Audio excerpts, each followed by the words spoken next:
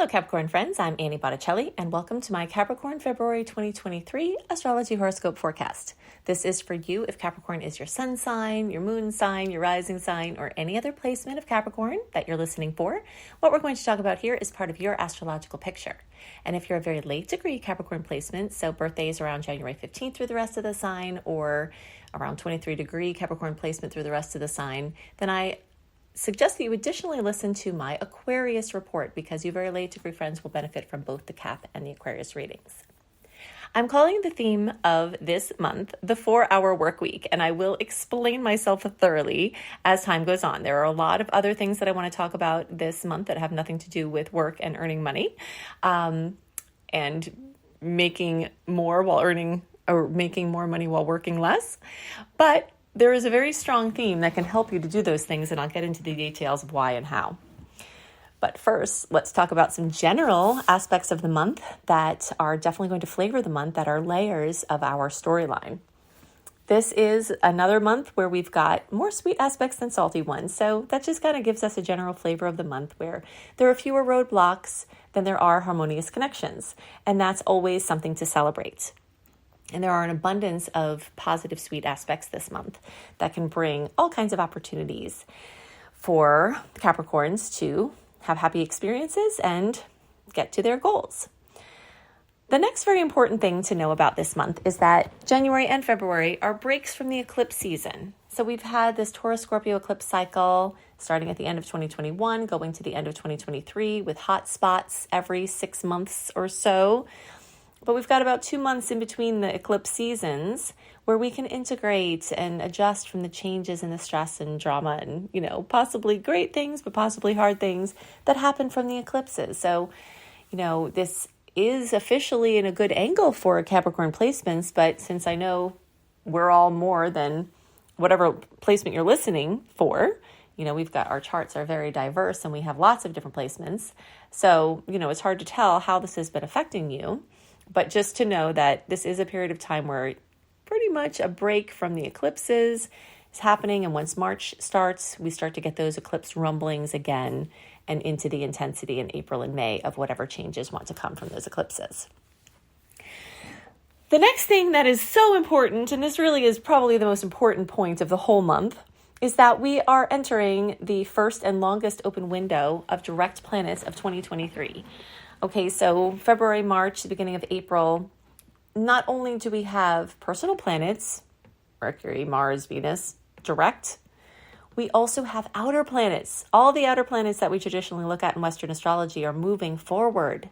So this is an unusual time, and it's a powerful time where you can make up for lost time. If you've had delays from the Mars retrograde lingering and going on for so long, that energy was present from September into January, and we're still kind of getting out of the fog of it. Every day we progress into February, we're shaking loose of it. But if there are things that were slowed down, if there were things that were held up, if there were things that there was confusion and you couldn't make your mind up about things, and I know that there are a lot of those things because Mars, which is how we use our energy, being retrograde in the sign of Gemini, which can tend to vacillate or see all options, it could definitely have led to a lot of analysis paralysis. And so now we're stepping into a time where all that's shifting, whereas September of last year through January of 2023 was really times for experimenting and trying things on and clearing up unfinished business and doing inward and backward motion and kind of dealing with what came to us instead of trying to conjure too much. Now it's completely different. And now we're stepping into a time where proactivity, really trying to make things happen, really trying to push forward. This will get stronger as the month goes on, and we'll be completely free of Mars shadow period in the beginning of March. And the energies will continue to develop into Aries, which will make a lot of spunk and impetus and inspiration. So, this is really a time, like I said, where you can make up for lost time. So if you feel like, wow, you got really backtracked and backlogged and things just really built up, in a matter of days, you can do what you weren't able to do in months. So you're going to see things starting to race forward, and it's going to be very, very exciting. And if you have to do something important, like make a big decision, like a move or a big ending or a big beginning or investments or big purchases or big sales or big announcements. There's so much good energy in February, March, and the beginning of April for just things that you want to carry a big oomph with it, that you want to last and go far and wide. So you can align your actions with the natural rhythms of the universe and have things be much easier for you instead of pedaling against the tides. If you want insights into the whole retrograde flow and the whole direct flow through my special calendar that shows this, go to AnnieBAstrology.com, Annie, the letter B, astrology.com, and sign up for my exclusive content portal. There are lots of goodies in there. So much fun to be had. But one of the things in there is also a look at 2023 and all of the open periods of time and all of the retrograde cycles and shadow periods so that you can align your efforts. If you're trying to make plans, take trips, just kind of understand where the more certainty and where more schedule changes will take place, you can check out that calendar. Okay, so now let's start to talk about this theme of the month, the 4-hour work week. Okay, so if you've been listening to my reports for a while, for sure you have heard me talk about this book because it has been very influential on me, and I have a lot of energy in Capricorn. I have my Venus in the sign of Capricorn near the house of Capricorn as well. I have my moon in the sign and house of Capricorn. I have my midheaven in Capricorn, and I'm also a late degree Sagittarius, which, gives me some cuspiness to Capricorn as well. So I'm with you. So whenever I'm talking about Capricorn stuff, short-term trends, long-term trends, I'm living through them with you. And that gives me some different levels of insight about, what's going on here. So I know that there's so much more to Capricorns than work and employment and money. I know it. But I also know that I don't know any Capricorn that doesn't have a huge amount of responsibility and who doesn't struggle with the burdens of keeping all of that up to try to take care of everybody. Whether you're, taking care of people because you're the boss and you're trying to make everything right for your employees, or you're taking care of your family with the money that you earn, or you're taking care of people in other ways. It's very, very, very common for Capricorns to have a lot of responsibility and to feel crushed under the weight of it sometimes. So I have a personal mission to help us to have more joy in our lives and to be able to more gracefully carry the weight of the things that we do for others and still be able to be productive and, reach our goals, and to, just have an easier time of it. So that's my mission for us. And we can have a lot of advancements this month. And that book by Timothy Ferriss, The 4-Hour Work Week, is a book that you can read if you want to. I don't get anything from you reading that. I don't have any, deal with him or anything. But the main premise of the book, even if you don't read it, is the main premise that I'm seeing in the Capricorn chart right now. And we'll talk about some other things as well. But first, we're going to talk about this, which is to work smarter, not harder, work less, and earn more. Okay, so who doesn't want to do that, right? And there are things that you can do. And this chart, this time period, this short and long-term trend that I'm seeing is giving you opportunities to do that. Okay, so the first thing that's been going on, Mars going retrograde and now direct in your 6th house of work, of your structures, of your systems, of your organization, of your daily experience, has been making you seriously question how you do things. And as a result of that questioning, now you might be ready to start to take some serious action to make things easier for yourself. So you have been learning how to work smarter and more efficiently. And now you might be ready to implement those ideas or things that you've been experimenting with.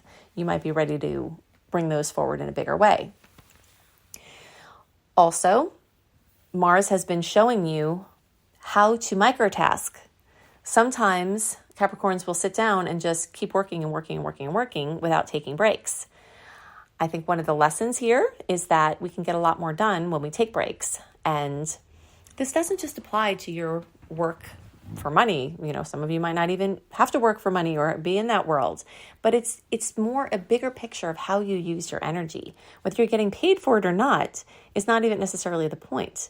That there are better ways that you can add more lightness to your day through taking breaks, through having some variety. These Gemini-based things, we've had this long storyline since around August of 2022 straight through until March of 2023, where Mars, how we use our energy, has been in this sign of Gemini, offering, and for Capricorns, this is in how you go about your daily experience and your systems. So having more variety, having more excitement, having more breaks, microtasking, all of this kind of thing can actually help to lighten the day. And one of the ideas that Timothy Ferris talks about in his book is to take the two top things that make the most causal effect on your outcomes, put them on the top of your list and do those first. And then if you do those and you don't do anything else on your list, you're still getting more done than if you did all the piddly things that you avoided doing those causal things. So starting to structure your lists, and again, whether that's home stuff that has to be done, family stuff, work stuff, it doesn't matter. It's not necessarily just related to work. This is more redoing how you use your energy, which can relate to your income, but doesn't necessarily have to. All right, so figuring out the top things on your list that will make the most headway, figuring out the things on your list that don't have to be done by you. And I talked about a bunch of this kind of stuff last month as well, and this is kind of a carryover. So you can see the January report for more information about how to be successful in 2023, which is the theme of that month and the year. Okay, so something else that's going on is that Jupiter, still moving through Aries, is accentuating your fourth house. So one of the ways that this relates to what we were talking about is talking about an increased focus on home and family or housing, whether it's taking on a bigger house and a bigger payment, or whether it's downsizing and having more freedom in your home, or whether it's now you're an empty nester, or whether it's you're expanding your family and having more children. The energy of expansion to home and family and housing is very, very strong and is occurring now, and especially strong through May in the whole house chart. And for those of you in the later degree spectrum, January born and later in January, you're going to be having these themes in the home, family, and housing for even longer than May.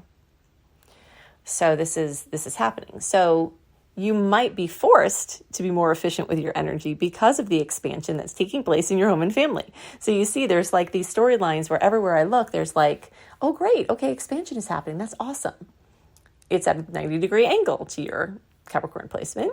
So that's showing that there's some pressure, which is showing that you have to use your energy more wisely. So this is happening as a result of necessity in some cases, and not just desire to proactively make things easier for yourself. If you're wanting to sell a house, buy a house, do anything with your family, heal your ancestry, look into your genetics, all of that is bright, especially bright now and for the next few months. The next level of financial things that are going on, and this really has to do also just with your interaction with the material realms, is that the sun is showing a spotlight on your income.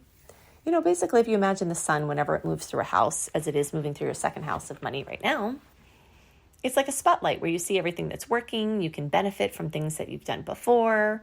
And Saturn has been there, continuing to help you build security and to, build your foundations for continued growth and expansion and success.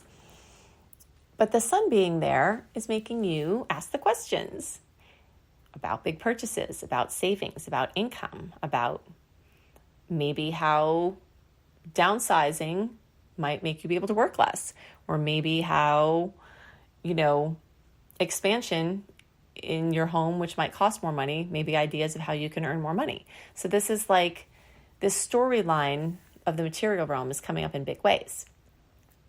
But like I said, it's not just that. We also have a lot of water energy in nice angles to each other. So water trines that are bringing beautiful opportunities for connection, beautiful opportunities for enjoying the fruits of your labor, and really great opportunities to show up in your relationships in an emotional context, and also to have your needs be met in greater ways, which might also involve your communication. So your communication sector is really lit up by this short-term and long-term Pisces energy. And so this could have something to do with either writing or expressing yourself in some other way, or it can just have to do with reframing or rewording how you say things to people so that you get more of what you want and that they get more of what they want, so that you're heard and they're heard. So there's this nice cycle going on right now, and this is all in nice angles for your Capricorn placement too, by the way, of just like, ease and sweet connections and just more fulfillment wanting to come into your relationship space. We burnt off a lot of karma with the Scorpio Taurus eclipse cycle, that was really strong in October and November of last year, but we really felt September even into the beginning of December. So you might be finding now that a lot of the heartache, a lot of the heaviness of certain aspects of relationship or things that you might have been holding on to without realizing it might have been cleared. So that's definitely something to celebrate. So you might also be making a purchase involving a communication device or a vehicle or something that goes, a boat or a bike or something, with Venus moving through the house of, devices and communication and transportation. It's possible that you're looking to make a big purchase or a big sale in that arena, and there's a lot of great support there for you. Since there's so much water energy, there's definitely this nudge to follow your intuition or your gut, with these purchases or sales, because there might be things going on the lesser seen realms that you would tune into that defy logic. Something else very exciting that's going on that can help you with all the things we've been talking about, changing your energy and such, but also are related to other things that have nothing to do with that. It has to do with transiting North Node, the area of highest expression this lifetime, and transiting Uranus, the bringer of shocks and innovation and, sudden insights. Those placements have been making a very favorable angle for Capricorn for a while, and that's going to continue for a while. So there's a very good chance that you might have a really good idea about something. And if you've been kind of brewing or stewing on it, like really just letting it set over the past few months or experimenting a bit with it, February, March into April, you might find that one of these sudden creative insights or inspirations could turn out really to be a big deal and to release some of these burdens. So like you have a creative idea or an impulse to share some creative things that you're doing. Maybe not even with the intention of earning money from it, but then it could work out that you earn money from it. Or you could try to make more of your income come through your creative expression so that you have more of a chance for that expression. And again, a lot of this has this energy of a sudden insight or a sudden idea or a sudden decision. All of that energy of suddenness in a very positive aspect can also bring sudden pregnancy, sudden, child, sudden things, opportunities for kids that you have, sudden romantic opportunities, or people that come out of the blue. So there's this energy of just, I don't want to say volatility because it's in a nice angle for your placement. But it is, it could be volatile, but it's there's a suddenness. There's a last minute or a lightning strike energy. So you might have this sudden impulse to take a class on a certain subject. And then all of a sudden it turns out to be what you've been looking for forever, life-changing things happening from sudden creative insights and impulses are definitely happening for you now and in a long-term way. Okay, so there are 2 dates that I want to point out. February 5th, the days around there, we've got a full moon in Leo at 16 degrees. This is a chance for you to create and express and have fun.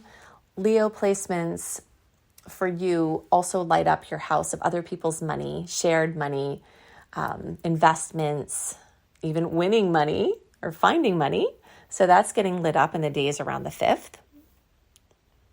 And then on the days around February 19th through 20th, we have a new moon in Pisces, which is in a nice angle for you. This is that energy I was talking about with Venus and Neptune and even star goddess Vesta, which talks about the sacred flame, what lights your sacred flame and how you're taking care of the sacred flame that's at the center of your family or people that feel like family for you. So we've got all those positive opportunities. And then we have this new moon around the 19th or 20th of February, which really kind of opens you up to imagination and dreamy, spiritual retreat, emotional fulfillment, awesome deep meditation, fulfilling prayers, artistic benders. or deep connections to the divine. So there's a nice little window there for those types of things. If you want to have a more complete list of the dates that can bring notable things, then definitely go to anniehelpsyou.com and sign up for my free email newsletter. And you get free goodies, including my 28-day virtual coaching program called Shine. When you sign up for my free email newsletter, I only send out a few emails a month, and they're chock full of ways that you can make the most of the astrological potentials. If you want to learn astrology for your own personal development or to earn money from your love of the stars, that is completely my department. You can go to beastropro.com, beastropro.com, and see my Becoming a Professional Astrologer Mastery Course, where I can take you from ground zero to professional astrologer very quickly and efficiently and teach you how to earn money. Or if you're already studying astrology, I can deepen your work and help you to organize everything in a way to give a kick butt reading every time and really feel like what you're offering has value. I hope you have a wonderful month, and I'll see you next month. Bye.